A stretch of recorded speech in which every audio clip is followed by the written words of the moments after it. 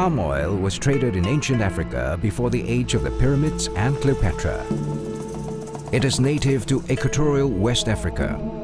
The oil found its way to Europe, while the seeds moved to South America via the slave trade and to Southeast Asia on European ships in the 19th century.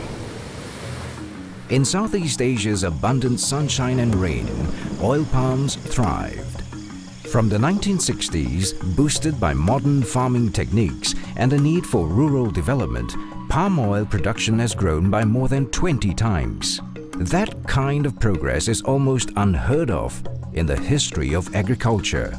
Today, over 6 million people work in the palm oil industry. While palm oil is produced in the tropics, it is consumed all over the world. This perennial cash crop contributes almost 30% of the world's supply of vegetable oil production and is critical to the world's economy. Palm oil is the most productive edible oil crop on the planet, yielding more oil per hectare than any other. However, this rise in production has been accompanied by serious costs. To satisfy the growing demand of the world in general and India and China in particular, palm oil's expansion has hurt the environment and communities. The industry stands accused of slash-and-burn agriculture, clearing rainforests, causing forest fires, destroying the natural habitat of the orangutan, and displacing indigenous communities.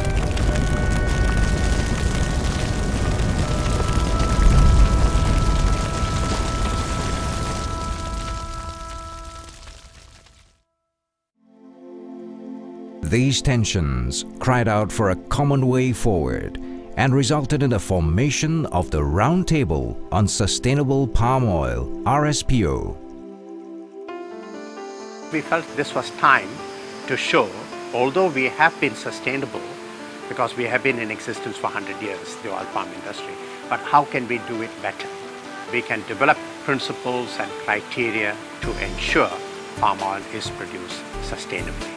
In 2001, informal dialogue among a group of companies along with WWF led to a series of meetings. The first roundtable meeting on sustainable palm oil was held in Kuala Lumpur in 2003. RSPO was established formally in 2004. It is registered in Zurich, has a secretariat in Kuala Lumpur and a satellite office in Jakarta. The organization works through consensus and open dialogue to bring diverse stakeholders to common ground. To date, 5 annual roundtable meetings and numerous working sessions have been held, and RSPO is working with all players to create a greener and more sustainable tomorrow. Its guiding principles signify the continuous ongoing efforts that are required from all stakeholders. So, what sustainability practices is RSPO encouraging? Planting of high-yielding varieties of the crop to maximize returns from inputs like water and fertilizer. This is done by using only the most productive mother palm trees to produce hybrid seeds. Use of buffaloes to transport fresh fruit bunches, reducing fossil fuel energy usage and minimizing soil compaction. Management of waste at the milling stage for natural fertilizer. Integrated pest control, using natural predators to manage pests and diseases and minimize crop losses. Leguminous crop cultivation to add nitrogen to the soil and protect it from the elements. Zero burn replanting, in which old palms are chipped and recycled to improve soil health and reduce use of inorganic fertilizers. An energy-efficient extraction process where the waste and effluent is converted to biomass and biogas. These processes can yield natural fertilizer too. Advocating safety at work and providing adequate health care to workers. Promoting the protection of biodiversity. Sustaining local communities and the education of children. These measures are common among bigger producers. But RSPO also recognizes the importance of smallholders who produce 40% of the total crop and who have limited resources. RSPO has formed a task force to address this. I think with the many crises that the world is facing these days, such as the water crisis, biodiversity loss, species loss, and of course climate change, more and more people are becoming more aware and more concerned about the situation.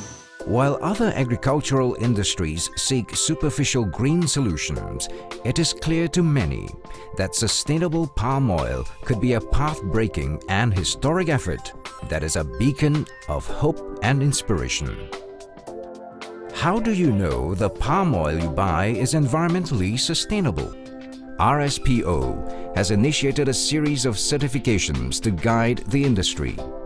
RSPO Certified Sustainable Palm Oil is available through 4 supply chain mechanisms, namely Identity Preserved, Segregation, Mass Balance, and Book and Claim.